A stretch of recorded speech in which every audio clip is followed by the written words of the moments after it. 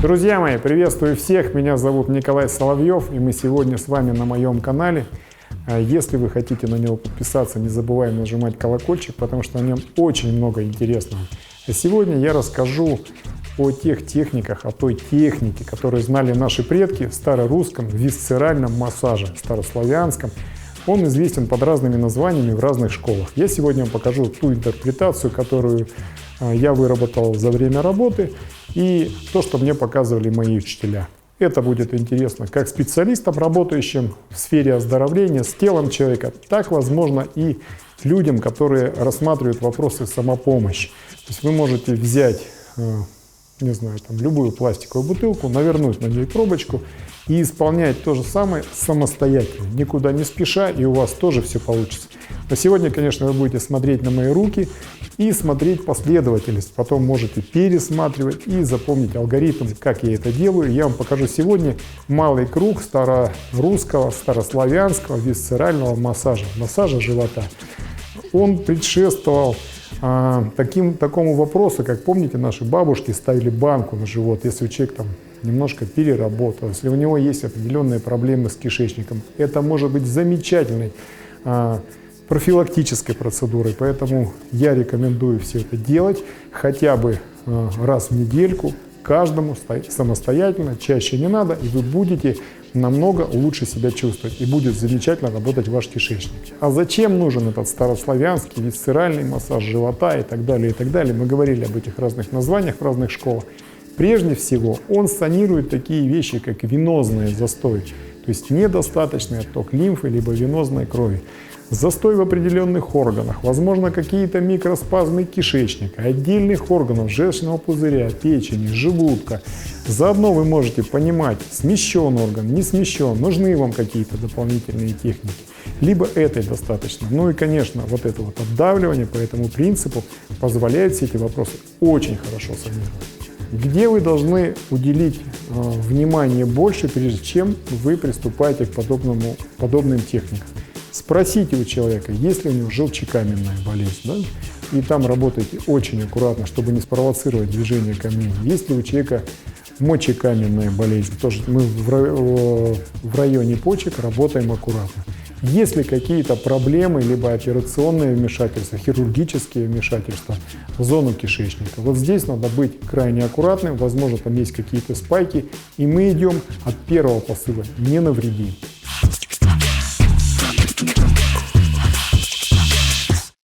Самое главное, с чего мы начинаем? Мы находим точку начала массажа. Где она расположена?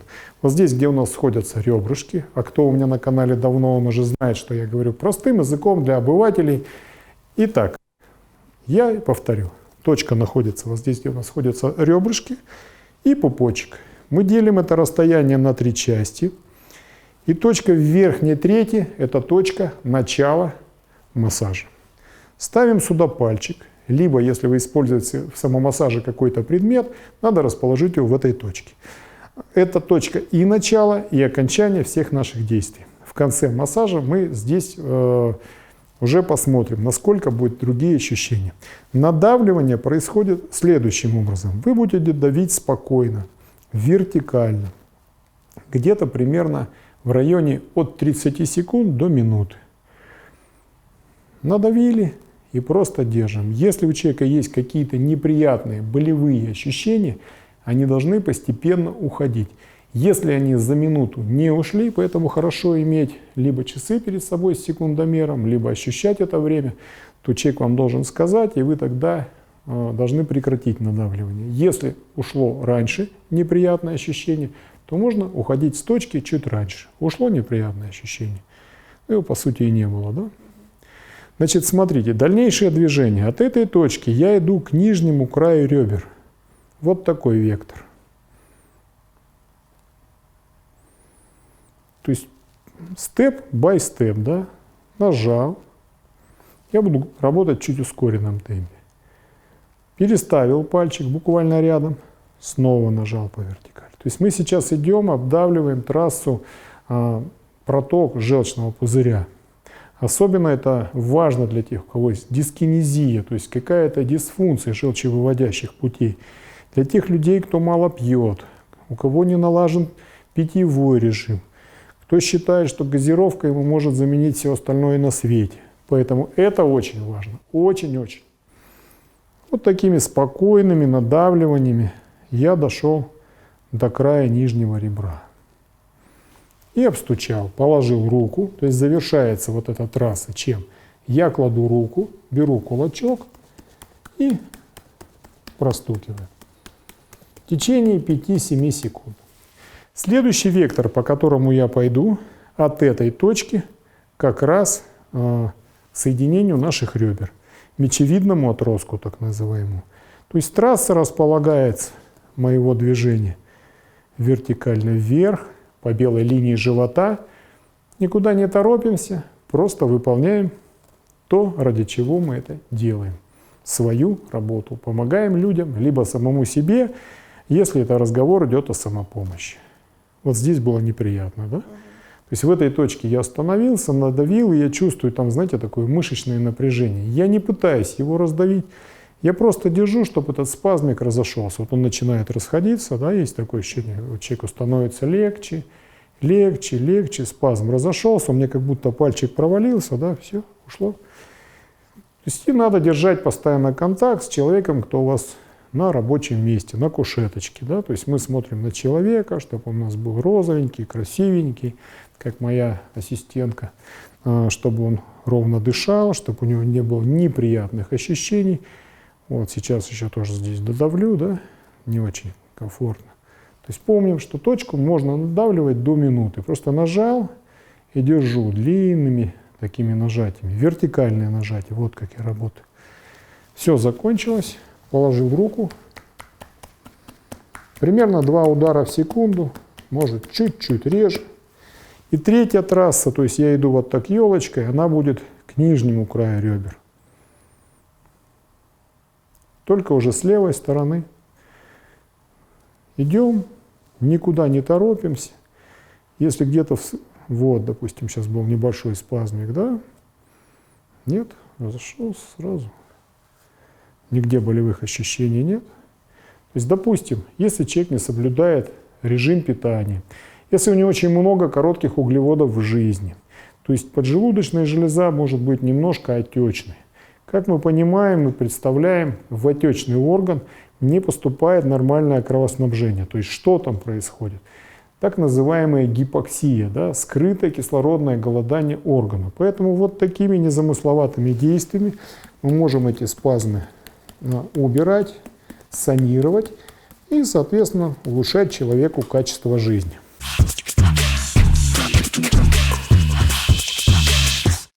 Как только мы закончили проходить нашу елочку, я ставлю вот таким образом пальчики под нижний край правого нижнего ребра. Осуществляю надавливание четко внутрь тела, да? Никуда не смещая руку, а ровно вот такое надавливание. Надавил. Я начинаю обдавливать желчный пузырь, потом двинусь по печени, желудок и поджелудочной. То же самое, никуда не торопимся, надавили. И будет такой для вас как бы звоночек, да, как будто давили, ткань расслабилась, и рука чуть-чуть пошла дальше. Это может быть тоже своеобразным маркером того, что вы все сделали верно. Нигде боли нету? Нормально. То есть, если человек ощущает себя нормально, вот тут чуть-чуть увеличена печень, ну, скорее всего, мы все-таки не идеально питаемся. Поэтому вот имеем небольшие застойные явления, которые подобная техника очень хорошо санирует. Главное, никуда не торопиться. То есть мы прошли вот эту реберную дугу, поставили руку, постучали. Вышли на эту реберную дугу. Движемся в эту сторону. Все довольно просто.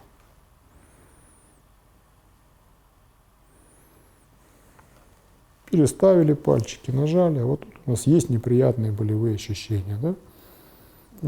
Да, вот тут, вот оно, да? Вот четко чувствуется спазм, я его просто упираюсь в него пальчиками и держу. Произвожу надавливание четко вот в таком векторе, ни в сторону, ни в бок, именно вот так. Соответственно, если вы это осуществляете каким-то предметом, да, производя самомассаж, понимаем, что он должен быть расположен вертикально, в вертикальном векторе по отношению к вашему телу. И заканчивается массаж, вот реберная дуга, последнее ребро, я под него захожу, тоже поддавил, вот спазмик тут есть, да, небольшой спазмик. Положил руку, знакомое вам движение, постучал.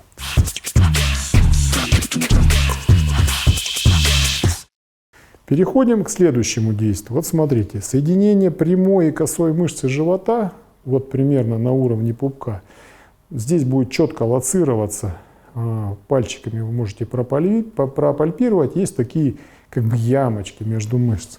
Это точка Е25. Значит, это точка толстый кишечник. Я беру руку под углом примерно 45 градусов. Вот так надавливаю в живот между мышцами. Сначала как бы неприятно, такое не очень приятное ощущение, да? Но как только живот расслабляется, я захожу еще дальше надавливаю. Вот такой вектор работы.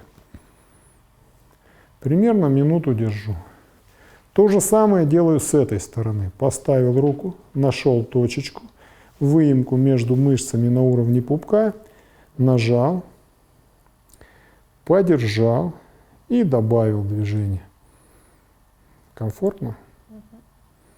Если у человека есть вздутие, если он ест много хлеба, если у него повышенный метеоризм, то соответствующим образом будет реагировать живот. Поэтому мы очень мягко здесь работаем, но надо найти точные вектора. Когда мы это обдавили по 1,5 минуты, вот посмотрите, пупочек.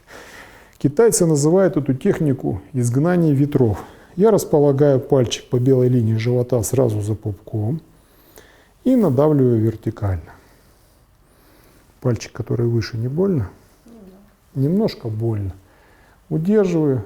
Очень часто вы будете здесь слышать пульсирование. Если пульсирование под пальцем, либо ближе к этой стороне, к левой пациентке, то ее желудок находится на месте. Если пульсирование будет смещено вправо от белой линии живота, то есть проблемы, связанные с опущением такого органа, как желудок.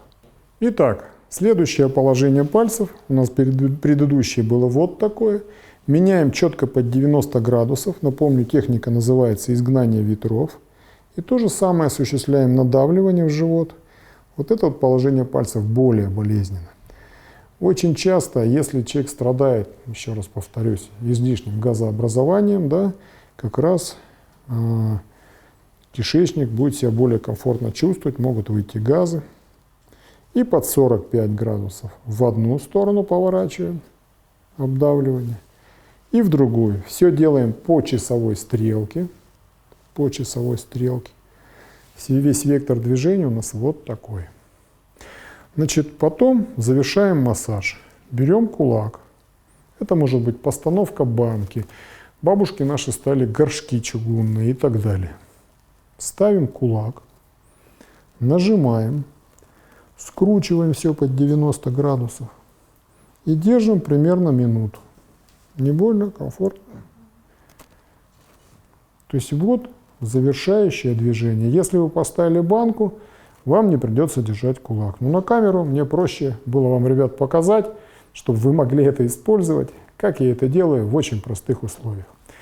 И завершающие действия в обязательном порядке. Вы должны посмотреть, как прошел ваш массаж. Мы находим точку, с которой мы начинали, надавливаем на нее. Есть какие-то болевые ощущения? Болевых ощущений нет. Значит, все ваши манипуляции сделаны верно. Можно считать висцеральный либо старославянский массаж законченным. Применяйте в своей работе, несите людям добро, повышайте качество жизни как себе, так и своим близким, своим пациентам. Надеюсь, что вам это было полезно. Если кто-то заинтересовался подобными вещами, о них очень много снято на моей обучающей платформе, семинаров, методических материалов. Перейдите, пожалуйста. Описание есть ссылочка есть в описании этого видео. Соответственно, вы его там найдете много интересного. Я хотел бы всех попросить перейти в комментарий, написать те интересующие вас вопросы, либо то, что вам стало интересно, просмотрев мое видео. И мне будет это приятно, и мы увидим еще много полезного. Я вам, соответственно, приготовлю это на своем YouTube-канале. Ну и, конечно, я благодарю каждого за просмотр моего видео. С вами был я, Николай Соловьев.